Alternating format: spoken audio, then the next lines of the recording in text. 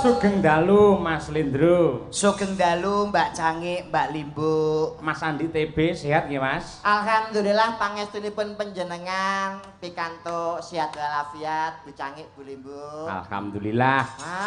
Luar biasa malam ini. Pripun Mas TB? Sumarata Ponorogo luar biasa, wayangan dalam rangka nonton bareng Indonesia lawan Irak. Lho. Kleru ngawur ae. Festival nggih Pak nggih. Festival Budaya Mataraman. Festival Budaya Mataraman niki kebenaran diadakan oleh Dinas Kebudayaan Pariwisata Provinsi Jawa Timur. Inggih. Sesarengan kalian sinergitas DPRD Provinsi Jawa Timur mapan wonten Ponorogo teng Pasar Sumarata. Dawuh leres. Wah niki pas. Piye Mas? Ngendikane Pak Giri Sancoko, Pak Bupati bahwa perekonomian di Ponorogo itu mengalami kenaikan 6-7%. Nggih. Yang hebat mboten namung niku lho Mas. Pripun? Salah satu kabupaten yang bersih dari yang namanya komplek prostitusi dan juga lokalisasi itu hanya di Kabupaten Ponorogo. Tepuk tangan untuk Ponorogo, luar biasa. Luar biasa Ponorogo saiki wis ora ana komplek, Mas. Alhamdulillah. Saya sangat. Nggih, mergi saniki zamane online, Pak. Wis regane ngawur. cetok. Wis up ngawur niki saya ngawur Mas. Ketoke ngelem ning ngeblekne lek kuwi. Mboten niku namanya penyakit masyarakat, Pak niku. Pekat Ponorogo pancen hebat luar biasa. Perekonomian tumbuh dengan pesat, dengan melejit, dengan di bawah kepemimpinan Bapak Bupati. Napa meneh niki sewanten Pasar Sumarata. Pripun? Nyuwun sewu jenengan nek dereng diarani teka ning Sumarata niku nek dereng jenengan mampir tenggone Cakruk Druwa, Pak. Napa? Cakruk Druwa niki gene Mbah Galung premane Ponorogo gedhe dhuwur niki. Masya Allah ngoten nggih. Jajananipun komplit ana. Eneng jenang Ponorogo. Asli cucur. Nggih. Getuk golan ana. Terus bolmu. Apa kuwi? Bolmu ki apa to, Be? Jenengan ngerti roti cilik mboten to, Pak? Roti cilik niki lho. Bolu. Luwi Jakarta nek Ponorogo niki mu. Dadine terus Gue bolmu bolku. BTB Mas yo Jakarta, Mas yo Ponorogo iki nek bolu ya bolu. Lu gak pernah ke Jakarta sih. Waduh. Makanya gak bisa ngomong Betawi. Lo emang asli Jakarta. Main dong ke Jakarta sama Pak Cahye. Waduh. Cahyo. Niku jadi Pak. Oh, cara Betawi. Nggih, Betawi niku jadi Terus emang lo asli Jakarta? Gue sebetulnya Jakarta, Pak. Jakartanya mana? Tanah Abang. Lek wilayah ya Abang ya Abang. Anu jadi Pak. Oh. Tanah Abang. Iya, Tanah Abang. Lo sekarang kok di Jawa? Gue aslinya di Jakarta lame, Pak. Kok pulang ke Jawa? Iya, atlet di sana gue bukan dagelin. Atlet apa? Atlet karate, pencak silat. Gue Pencak silat.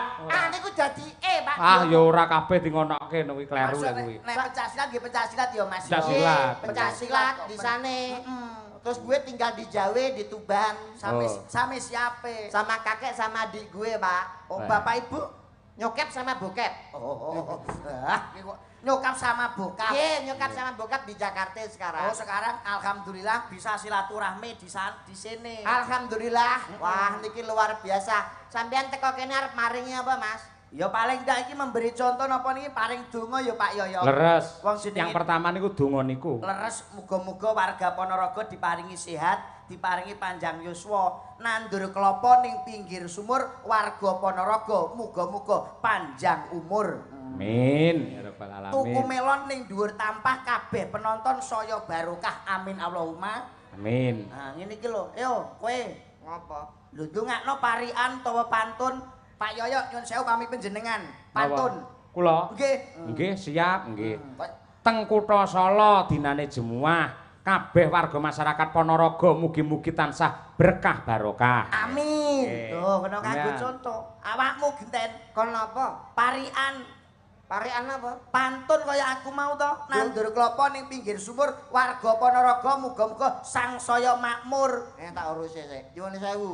Pripun? Nandur klapa ning pinggir sumur, warga Ponorogo muga-muga tambah makmur. Niki cara ngaten niki ndongakno bener napa salah? Lho, nek kanggene kula nggih bener. Sing ngomong bener sapa? Lho, upamane jenengan nyalahke dasare napa kok nyalahke? Ora ana critane ndonga kok gawe pantun niku alim ulama kiai kurang menganjurkan. Lho. Ndonga gawe pantun niku malaikat nyakete bingung. Kok iso? Lho, saniki jenengan ndonga gawe pantun. Imam ning masjid napa mboten bingung?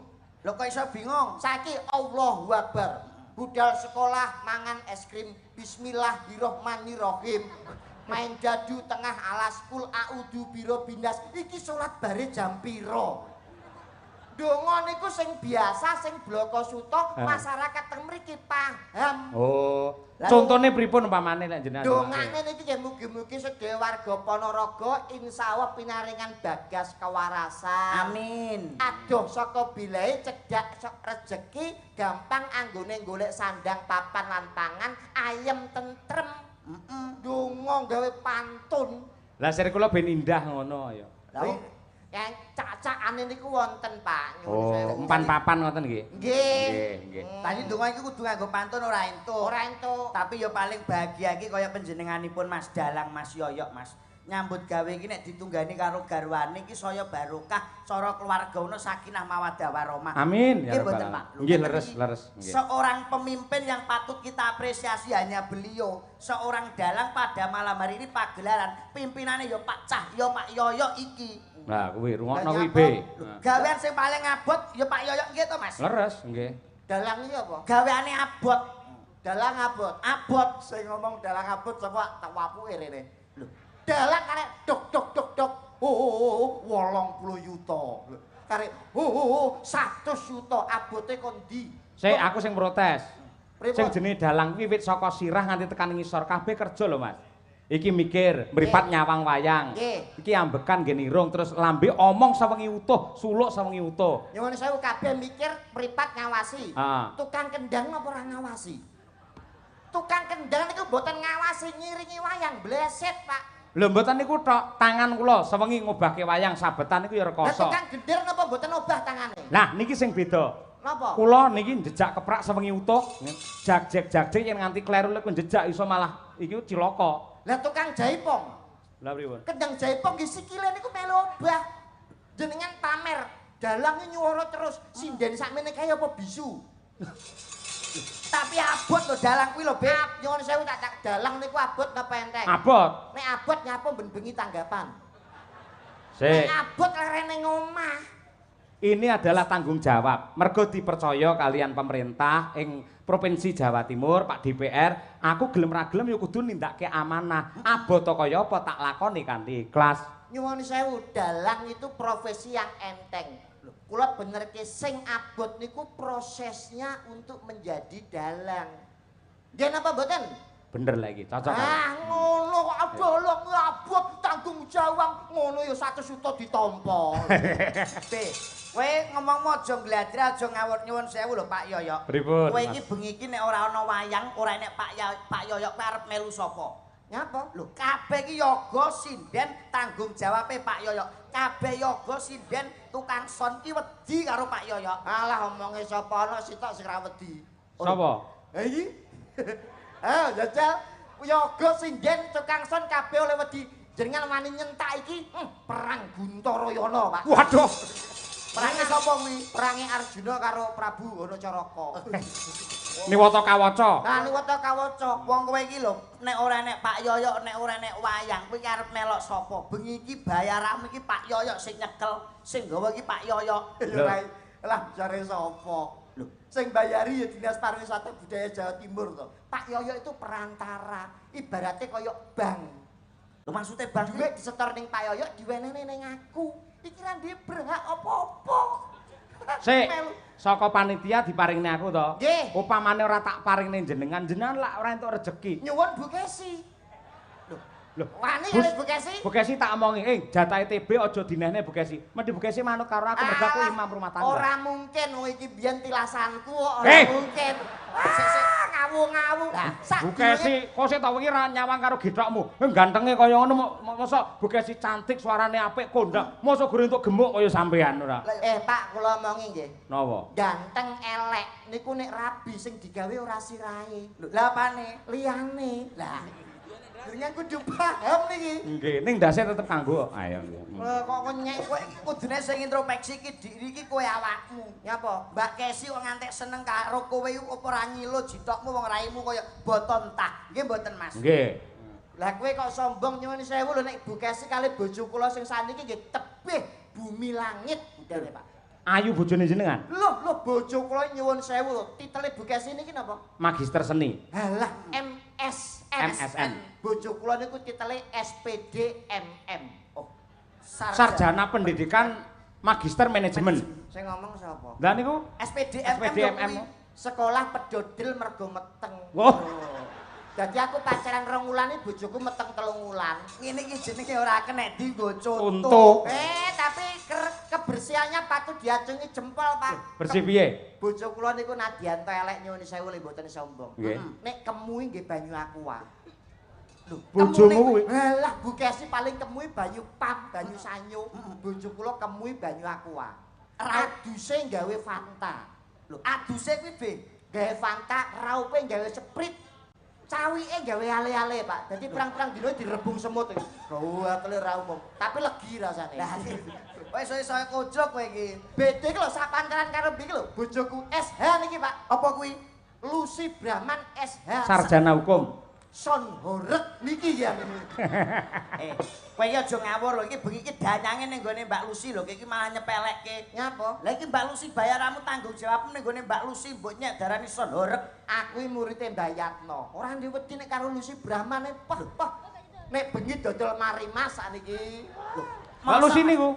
SS Nek gene awan PNS. PNS Nek jelas. bengi nyinden nek prai nyinden dodol marimas. Maksudnya mari Mas ki Anggerane wong lanang liwat terus mari Mas. Mari Mas. Kuwi pelecehan lek kuwi. Aku pomo dadi Mbak Lucy ora trima kaya kula ngono. nggih sami dasare dagelan gundul nek kula tak bacok mawon. Ha iya. Putra daerah wilayah Ponorogo kok. Nggih, kuwi Nyuwun sewu, dulure Mbak Lucy. pirang-pirang kok. Kula aturi jumeneng, Mbak. Lah iki lho, arep nyepelekne sampean. Malah darane kok mburi kok Lucy kaya apa sales Yakut barang ngono kok. Lho ya ta potongane kaya son horek. Wow. Kaya sono apa? Son horek. Wow. Bokonge nggawa kompresor. Ngenyek. Piyai sing miji apa piyai sing ayu lencir kuning ya ngene iki kok. Lencir kuning iki mripatmu katarak apa piye? Potongan kaya celengan Semar. Ayu nggih Pak Yoyok nggih. Cantik, luwes, kewes merbawani. Nyuwun sewu, selamat malam wilujeng dalu Mama Lucy. Selamat malam. Pripun kabaripun Ibu? Sae. Wah, piyai kok alus ngeten nggih Pak Yoyok. Nggih. Wah, ngene iki lho kena kanggo contoh. Alus apa? Alus itu wayangan. Dajal meni reokan kebayak dicoplok karo ngowo ngene. Wilujeng dalu Mas Cahya Puntati. Inggih, Mbak Yu sugeng dalu. Mugi tansah pinaringan kesehatan panjang yuswa lan kasuksesan panjenengan sekalian garwa lan sak kanca. Amin ya robbal alamin. Matur nuwun donga pangestunipun. Matur sembah nuwun sampun ngregengaken acara wonten wilayah Sumoroto khususnya. Nggih. Kami mewakili warga masyarakat Ponorogo luar biasa merupakan suatu kehormatan. Matur sembah nuwun nggih Mas. Nggih, semanten ugi kula nggih ngaturaken panuwun dumateng Mbak Lucy Brahman. Nggih. Mugi-mugi tansah pinaringan sehat walafiat. Dawah sami-sami. Panjang yuswa. Injih. Murah rejeki. Amin pangestunipun. Apa, Be? Raiku ditabrak bis Jaya. Kok besaya? Lah kowe manggonmu ya kono sirahmu kok. Saya ora ngerti unggah-ungguh ya iki. Lho, iki sing asli wong Jawa Ponorogo sing paham tata krama ya iki. Nyuwun sewu jenengan niku ndamel gelungan, kebayak, jarik, paling gak sopan santun tetep dijogo. Nek karo ngendika karo Mas Yoyo niku ningali pawakan. Nek awake cilik iso nyuwun sewu Mas Yoyo dangu mboten pinanggi. Nggih, luwes kene ya. Nek lemu iku aja mengguri. Lho, yo nek sing ngerti kae lagi omong-omongan, sing ora ngerti kaya pitik ngendhok. Lah kudune piye? Mengarep dadi nyuwun Maksudnya sewu mengarep. Mas Yoyo pripun pawartosipun. Ngarep Dangu ya? mboten pinanggi lho Mas. Nggih. Mengarep. Oh, malah mengguri. Suwun pangapunten sedaya kalepatan lho Mas Yoyo. Mbok bilih kula wonten klentunipun tembung wonten dalu menika. Matur sembah nuwun sampun ngregengaken acara dalu menika.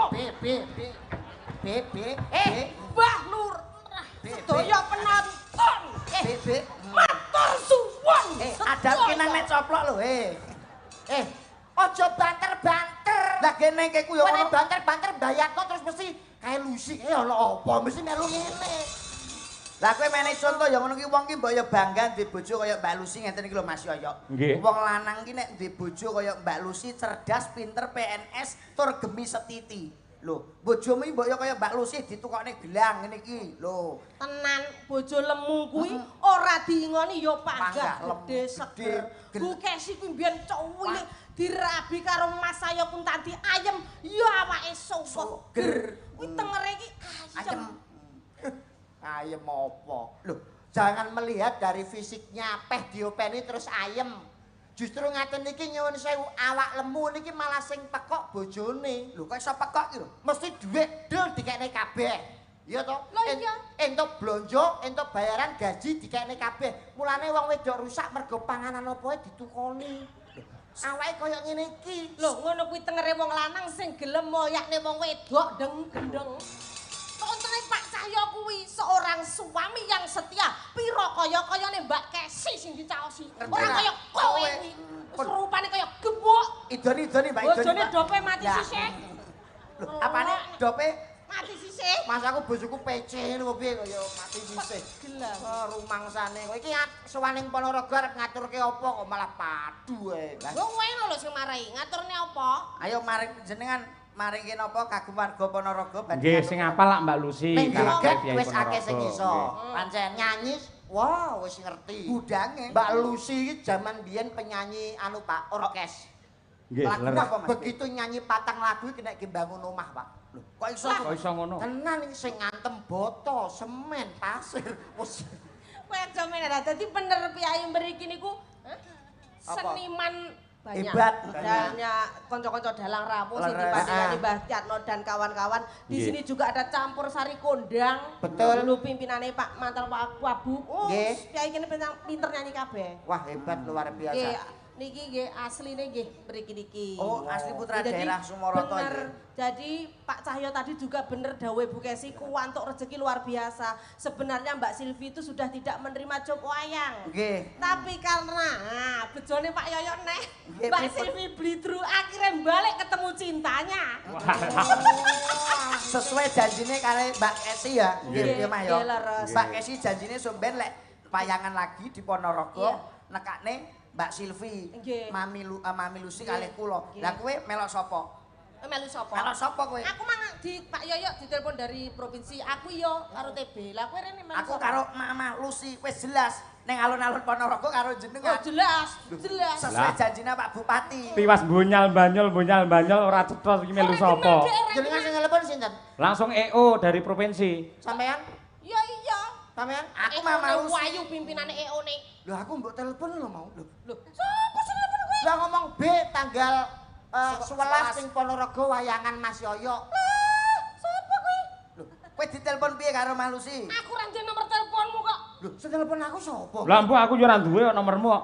Telepone piye? Telepone B tanggal 11. Wayangan ning Sumoroto dalange Pak Yoyo, Pak Cahyo Kuntadi. Lho, kowe kan ora kon dagel, kowe iki kon nonton Pak Yoyo karo Mama Lucy.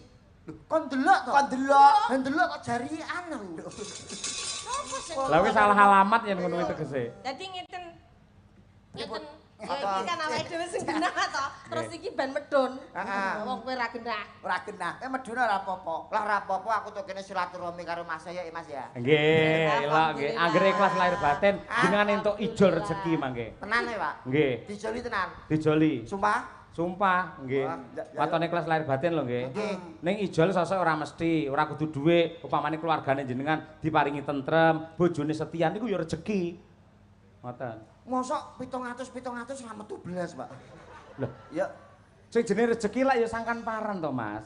ora mesti ngono kuwi. Lah leres rezeki ku derajat pangkat jodoh rezeki pati lan nomor kuwi sing ngatur Kok nomor barang lho. sing ngatur Gusti Allah nggih Pak nggih. Wis muga-muga entuk ganti. Amin Mbak, amin. Spesial iki karo Mas Yoyo ditunjukkan spesialis yang lain. Apa, Mbak? Apa? Nyanyi wis kulino, nari wis kulino, dajal ketoprakan. Iya, setengah ramban ya. Ya setengah ramban tok. ya. Siti tak pramen wae. Iki juga tak aturne salam kagem Kyai Sumaroto Kabeh sedaya, mugi tansah panjang yuswa matur sembah nuwun rampipun nggih. Bapak Ibu salam kangen kula. Dangu mboten pinanggih. Terus ini juga rawuh. Nah, Sinten menika? fan klub Mas Yoyo Caksi Lovers, Susi Brahman fan club. Nah, Mbak Susi dan kawan-kawan. Terima kasih. Wah, pancen penggemare akeh kok ya, Bi ya.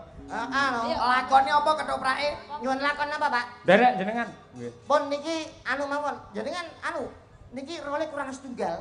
Napa? Dadi damar wulan. Ojo aku ora sampean. Aku tak ngentongi ae. Oh, ora iso ngentongi. Iso wis kulino ya. Lakone anu wae, Mas. Lakone apa, Mas? Anu apa jenenge lakone Roro Jonggrang. Oh, Roro Jonggrang. Roro Jonggrang karo Bandung Bondowoso. Iya. Ki Roro Jonggrang kuwi pake Prabu Piccolo kan dipateni karo Tupolo. ya Piccolo. Tupolo kaya merek sepatu wae. Ayo. Lakone yo. Ya. Kowe dadi apa, Bi? Apa? Kowe dadi Dadi apa? apa? Bandung Bondowoso. Oh ya, Kowe dadi sing nanggap, sing nanggap. Jin. Jim, Iki dadi Roro Kudune Jonggrang. jine iki kuwono. Rupane gundul. oh ya, kayak Jimmy. Ayo. Sampeyan rasan-rasan sik mergo pake dipateni arep males karo Bandung Bondowoso. Aku Terus rasan karo sapa? dhewean. Mudharasa berarti. Mudharasa terus aku teko sampeyan ngrangkul aku terus nyambung aku tapi aku cocok gelem lho. Loh, Kowe dapukmu apa lho? Bandung. Bandung ya ora iso. Ya, ya. Musuhan no adewe kok. Iya. Ngambung idoni ya.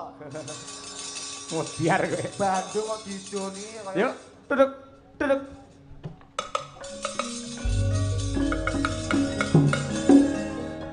Jagat katon peteng dedek.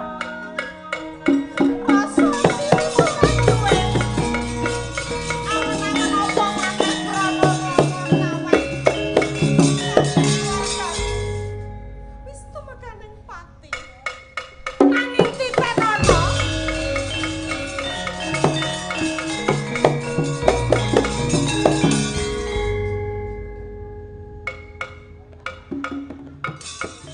Nah, alon-alon. Sirah. Aku ora gelem. Nah, Monggo jenengan. Ngendika. Legawa nrimo iki sing kedadian ana ing papan mangkene.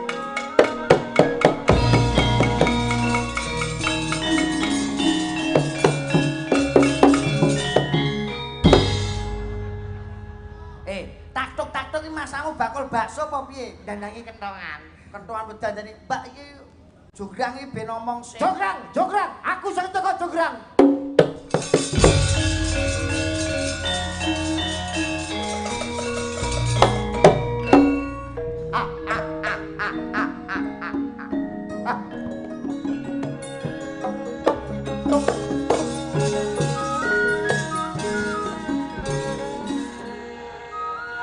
Kangen karo kowe Jograng.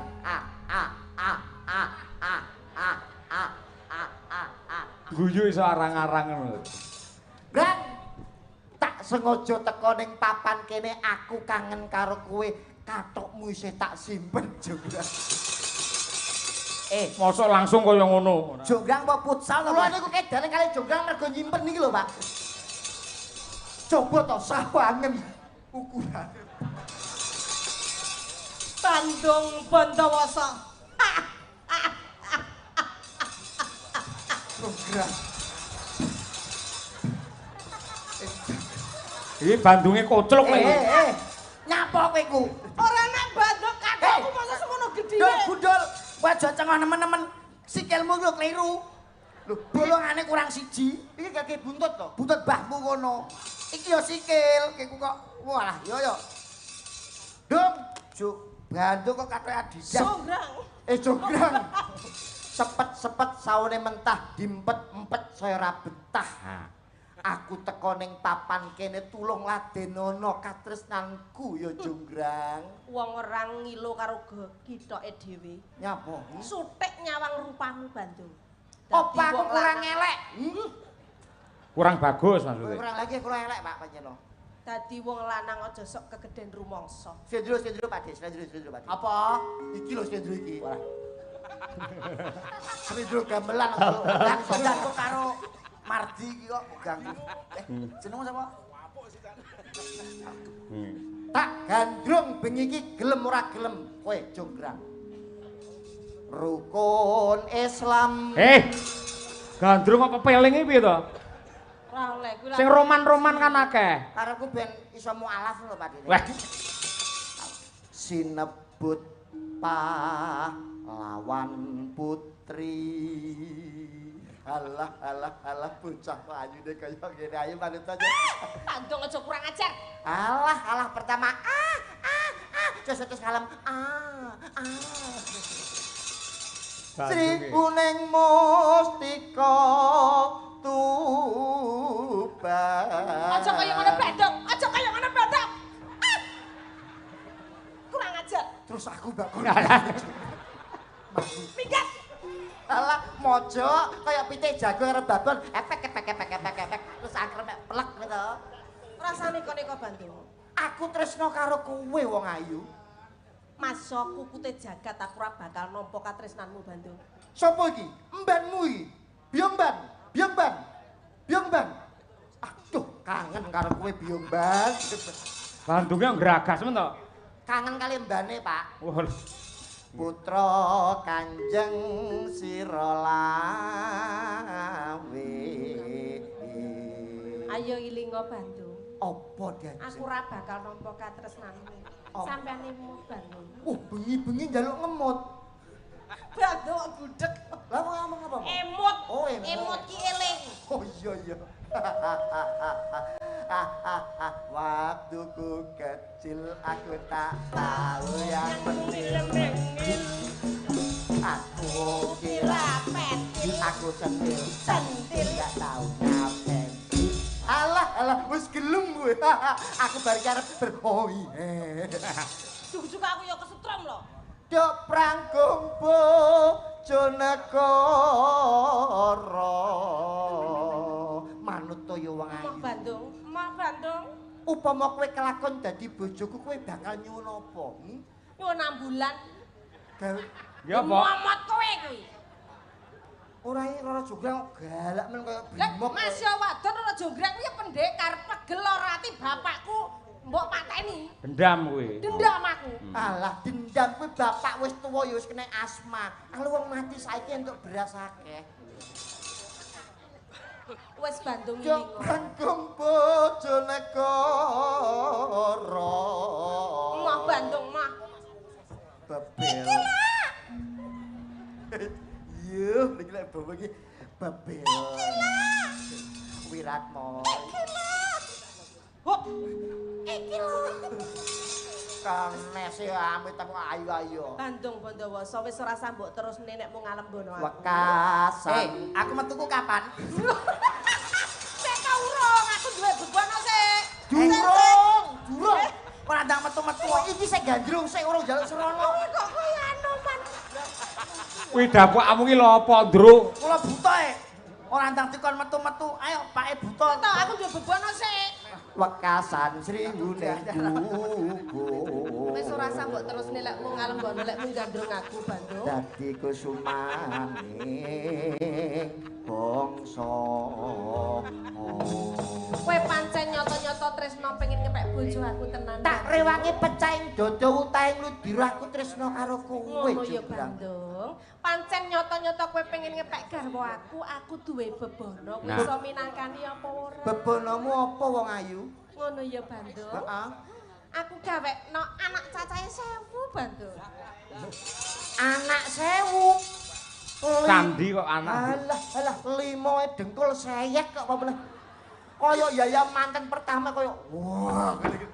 Limoe dengkul geder kabeh.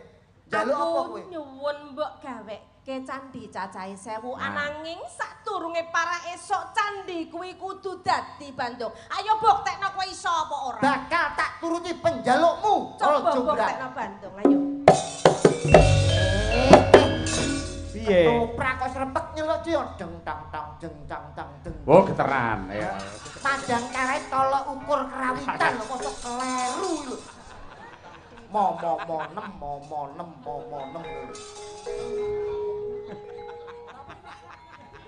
Duren ra penak ora antep malah. Sing kaya biasane lho, kula teh apa to aja niru lambiku.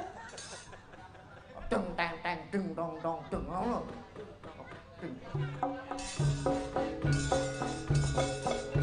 Ora gawe cangkem iki dituthuk. Nah. Bismillahirrahmanirrahim. Allahumma lakasumtu wa bika amantu wa ala rizka aftar birahmatika ya arhamar rahimin. Kopat kapit setan ora doyan demit ora ndulit. Peso mlengkung jenenge arit. Sendok mi jenenge supit. Nemplek ning kathok jenenge pecirit.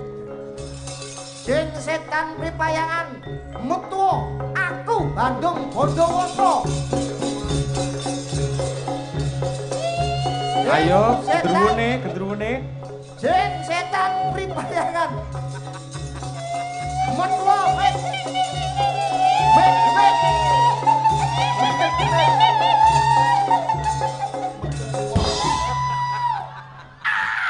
Telat. Aku wis metu. Metu ya? Ya, neh. Setan loyak dolan demit orang demit. Demit.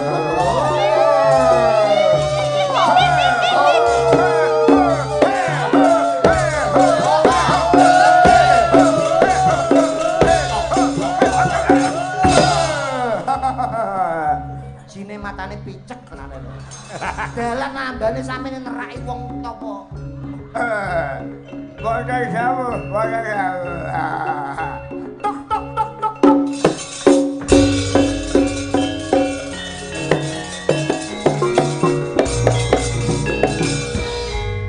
Astagfirullahaladzim. Jim kok kaya ngono apike. Lah niki ngangge songkok. Mbon mualaf. Sin Wanya dawuh. bun enjang dedawah sonten kula benjang derek sinten. Nek arep lamaran kok piye? Aku njaluk tulung ya, Jin. Tulung apa ya, Ra? Calon bojoku gelem dadi bojoku nek njaluk candi akeh 1000 ning suwengi kudu dadi. Aku nak matur karo Gustiku Jim sing paling ketuane Jim. Sanggup ora, Jin? Sanggup ketua Jim? Ah. Ketua Jim? Oh, alang gorene ketuane Jim to? Ketua Jim. Ya ampun, Jin. Ketuane Jim malah ngiler piye kowe. Mas, malah Keren. ngentek li anggaran iki. Wonten dawuh panjenengan damel ki napa Ndara? Gaweno candi cacahe 1000, Jin. Oh, mengenai ngoten kula Suwengi kudu dadi. kula aturaken Ndara ing wilahe kaya ngene. Kaya tadi. Sesek, dongamu iki piye? Omonganmu ora cetha belas to. Lah wong Jim iki untune metu ya ora jelas to, Pak. Pak ki kok goblok. Kowe ora tau ndelok Jim kuwi apa? Aku lho duwe situse Jim. Ora tau duwe aplikasi Jim ki apa. Wilahe kae baolah aku ya lo gawe lo ya. Iya, Goren. Lanjut cepet yo, tadi yo.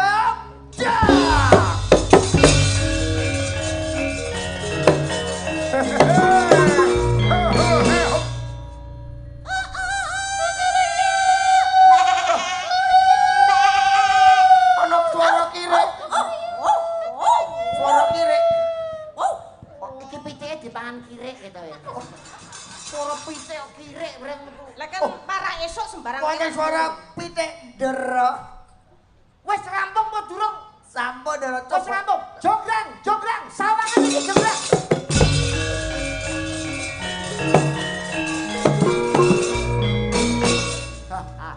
Candi Sewu wis dadi. Delengen ana sing Sinar Jaya, apotek, Surya Mat. Kuwi candine apik-apik kuwi ana sing Kowe iki rukun. jagep candi. Kuwi tenanan. Wis itungan Kowe wis iso minangkani apa sing dadi panyuwunku? 1000 candi wis dadi. Coba tak hitungi ya, Bandung. 1 2 3 4 5 kae cacahe ana 500. 500 sing sebelah kono.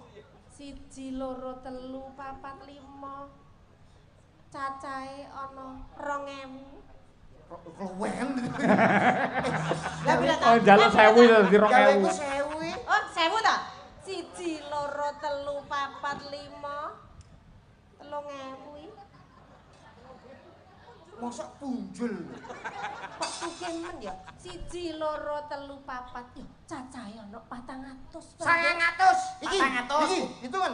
400 berarti kuku basa. 900. Iki ana 50 Bandung lho. 950 iki sing iki. 50. Iki ana 40. 50. Ora neng, Piro iki? ora neng Piro iki? 49. 49. Pah marai iki lho candi gedhi dhewe ngentekno bahan iki. Jadi cacahe kurang 1000 Bandung. Kegedhet candine. Wah, Bane entek akhire. banen teh gawe iki. Bandung wis ora usah ngendho kowe. Tegese kowe ora iso minangkani apa sing ndak suwun Bandung. Kanggo jangkeping 1000 candi ora ana liya, ya mung kowe. Ae.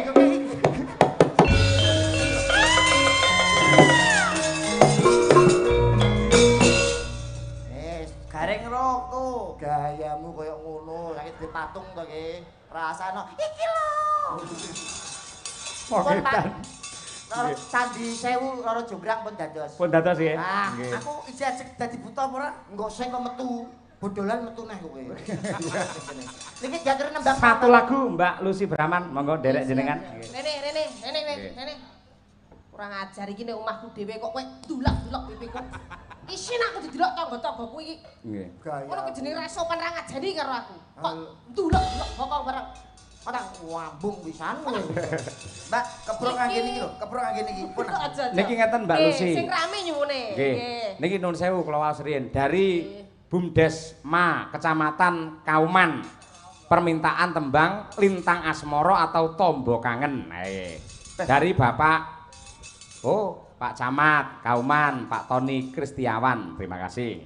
Pak, Lintang Asmara niki musik ya Pak, napa saged? Lho gamelane apa-apa iso kok. Lho, sing nembang kari iso apa ora ngono. Ayo, Lho, sampean musik sing lho Pak dadelan. niki. Lho, nek kula saged to Pak. Nggih. Piye to? Lulusan Indonesia mencari berkat mosok ra iso. Bakat. Niki saged Nggih, Lintang saged. Asmara? Saged. Oke, Lintang Asmara.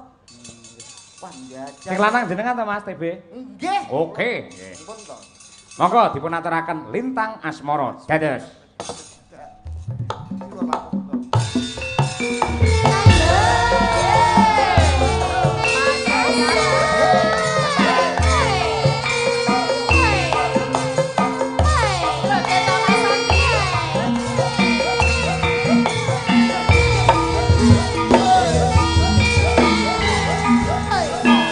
Moroto Ponorogo Jaya alami.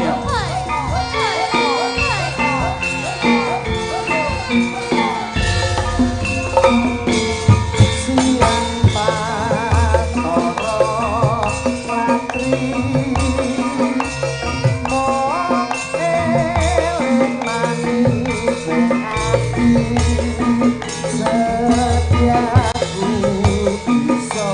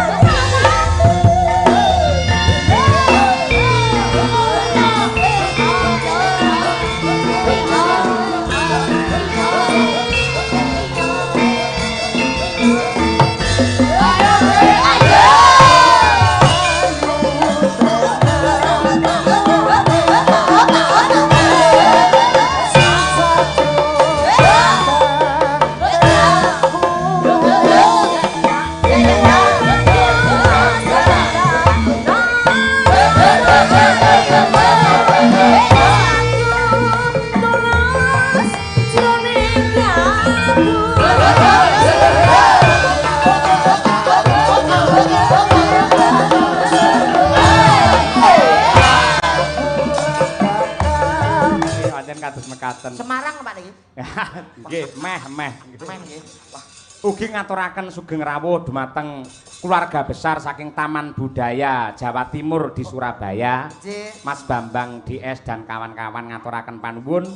Insyaallah benjang dipun lajengaken dengan event yang sama wonten kados mekaten. Semarang Pak niki. Nggih, meh. Meh nggih. Wah, ugi ngaturaken sugeng rawuh dumateng keluarga besar saking Taman Budaya Jawa Timur di Surabaya. Mas Bambang DS dan kawan-kawan ngaturaken panuwun. Insyaallah benjang dipun lajengaken dengan event yang sama